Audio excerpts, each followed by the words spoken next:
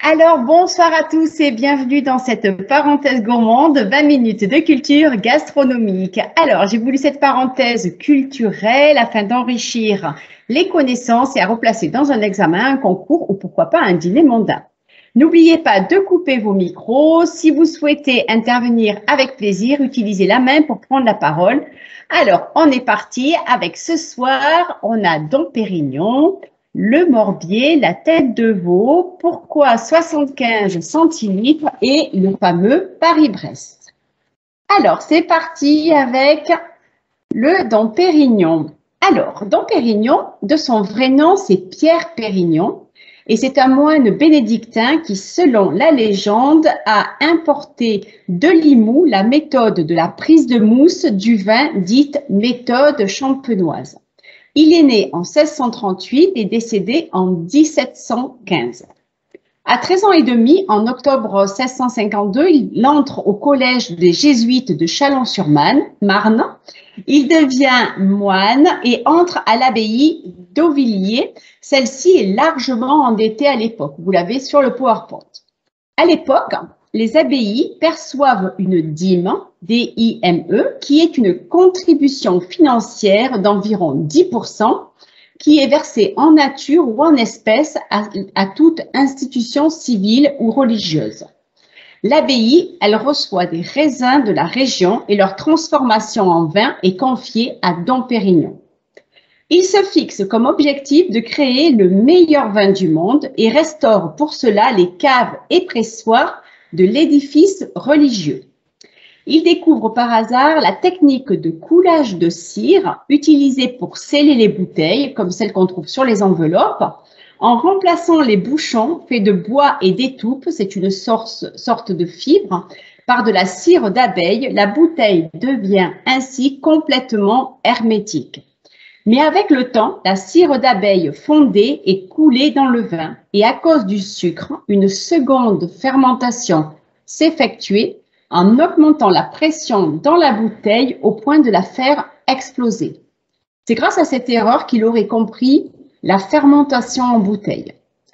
En la combinant à la méthode de vinification des vins effervescents du Limoux, il aurait fait naître le champagne que nous connaissons aujourd'hui. Alors, même si son parcours passionne beaucoup de gens, on constate qu'il ne serait pas l'inventeur en fait du champagne. En effet, on a retrouvé des traces de vin effervescent en Angleterre avant son arrivée à l'abbaye. Des écrits champenois révèlent également que l'autorisation royale de mettre en bouteille du vin en Champagne n'est apparue qu'en 1728, soit 13 ans après le décès de Dom Pérignon. À savoir que si une récolte ne répond pas aux critères de la marque Dom Pérignon, il n'y aura pas de millésime cette année-là. Aujourd'hui, la marque Dom Pérignon est détenue par le groupe LVMH avec Moët et Chandon. La marque vient s'ajouter à l'impressionnant portefeuille du groupe qui possède aussi Ruinart, Mercier ou encore Cruc. La bouteille environ, pour l'acheter, les premiers, c'est 150 €. Je continue avec le morbier. Alors, le morbier est un fromage à pâte pressée non cuite, AOP depuis 2002. Sa pâte est fine et lisse, de couleur ivoire, comme vous pouvez le voir sur la diapo, à jaune pâle. Au centre, le morbier est orné d'une raie horizontale noire de charbon végétal appliqué à la main. Au toucher, sa pâte est souple et onctueuse. En bouche, c'est un fromage fondant et peu collant, au goût franc, offrant des saveurs lactiques de caramel, de vanille et de fruits. En vieillissant, il va offrir des nuances torréfiées, épicées et végétales. Le morbier est produit exclusivement avec du lait cru de vache dans le Doubs, le Jura, la Saône-et-Loire et un peu dans l'Ain. La période optimale d'achat est de avril à octobre.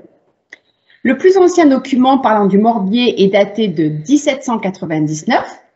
Il était produit à un moment où la quantité de lait était faible et notamment insuffisante pour la production d'une grosse meule de comté. Donc, on a mis en place plusieurs hypothèses par rapport à l'origine de la fabrication du morbier. L'une d'elles explique que le morbier était fabriqué dans les fermes car il était nécessaire d'utiliser le lait de 2 traites successives pour réaliser un fromage de 8 à 10 kg. Le premier pain de caillé était enduit de suie, prélevé sous un chaudron afin de le protéger contre les contaminations extérieures, puis il était assemblé avec le caillé de la fabrication suivante. La couche de charbon marquant alors la jonction entre les 2 fabrications. Pour un accord parfait, le morbier s'associe idéalement avec un vin blanc sec du Jura, aux arômes de fruits blancs et secs, ou plutôt, au plus original, avec un scotch whisky, pourquoi pas, à déguster avec un pain aux céréales et des tranches de pommes douces et fruitées. Et on va poursuivre avec un plat qui est la tête de veau. Donc la tête de veau, c'est un plat traditionnel que l'on retrouve dans plusieurs pays d'Europe. Lyon et ses bouchons l'ont adopté comme spécialité. Comme toutes les recettes, on démarre avec un peu d'histoire. Évidemment, historiquement, il est synonyme de richesse et de raffinement, car seuls les plus fortunés pouvaient se permettre de tuer un animal aussi jeune et si peu charnu. Il est à cette époque sur toutes les tables princières. Très populaire, la tête de veau fut un temps servie pour célébrer la décapitation de Louis XVI. Dans le grand dictionnaire de cuisine d'Alexandre Dumas, on en a déjà parlé dans une précédente parenthèse, Alexandre Dumas décrit 9 recettes qui sont toutes différentes. On a de nombreuses confréries à travers la France et clubs de la tête de veau qui sont présents. Ces confréries, leur culture sont relancées parce que le président Jacques Chirac, président de la République Jacques Chirac, a déclaré un jour que la tête de veau était un de ses plats préférés. Elle est généralement servie avec une sauce ravigote ou gribiche et des légumes vapeur de saison. Alors, qu'est-ce que c'est que la sauce ravigote? Vous la voyez à gauche. Ça provient d'une altération du verbe revigorer et c'est composé d'une sauce vinaigrette additionnée de capre, de persil, de sarfeuille, d'estragon et d'oignons hachés. La sauce gribiche, à votre droite, elle est faite, elle, à base d'œufs durs qui sont coupés en petits cubes avec de la moutarde, puis montés avec de l'huile d'olive. On rajoute des ingrédients supplémentaires qui peuvent varier en fonction de la saison, comme l'ail, l'échalote, le persil, l'oignon blanc, la ciboulette, les capres, les cornichons et j'en passe. Et je vais poursuivre avec la question « Pourquoi 75 centilitres ?» Alors, la bouteille de vin a été standardisée au XIXe siècle. À l'époque, elles avaient une contenance de 75 centilitres, mais lorsqu'ils mettaient le bouchon, la bouteille débordait de 2 centilitres. Donc, il y avait 2 centilitres qui étaient perdus. C'est pour ça que l'on peut encore trouver de très anciennes bouteilles avec la contenance de 73 centilitres sur l'étiquette. Alors là, vous ne le voyez pas bien, mais en fait, sur cette étiquette-là de Châteauneuf-du-Pape, ce sont des bouteilles de 73 centilitres. Aujourd'hui, on affiche 75 centilitres parce que sans le bouchon, la contenance des bouteilles actuelles serait de 77 centilitres. Donc, la contenance, elle est juste pour une question pratique. Donc, les bouteilles de vin ont été standardisées à 75 centilitres parce que les principaux clients des domaines viticoles français étaient les Anglais. Mais la différence de mesure entre les Anglais et les Français était un souci pour les échanges. Le système de mesure des Anglais est le gallon impérial, ce qui équivaut précisément à 4,54 609, à 4 litres 54 609, et vous pouvez voir exactement là le gallon, ce que ça représente. Donc, les conversions d'une mesure à l'autre ne sont pas simples et il faut donc trouver une quantité commune. Pour éviter que cela soit trop compliqué lors de la conversion, il a été convenu que 225 litres seraient transportés en barrique, que vous pouvez voir ici sur la vidéo, sur le PowerPoint, pardon, ce qui équivaut à 50 gallons. Le but était d'avoir un chiffre rond. De plus, 225 litres correspondent à 300 bouteilles de 75 centilitres. Ça devient un peu compliqué. Donc, on va fixer la contenance à 75 centilitres et c'était donc la solution pour faciliter les échanges avec les Anglais et continuer les ventes. Donc, 1 gallon valait donc 6 bouteilles. Donc, aujourd'hui encore, le commerce des vins reste très marqué par cette histoire car les caisses de bouteilles de vin sont majoritairement par 6 ou par 12. Et on va terminer avec le Paris-Brest. Alors, le Paris-Brest, c'est délicieux et c'est de forme ronde. Il est fait à partir d'une pâte à choux fourrée à la crème mousseline, normalement pralinée et garnie d'amandes effilées.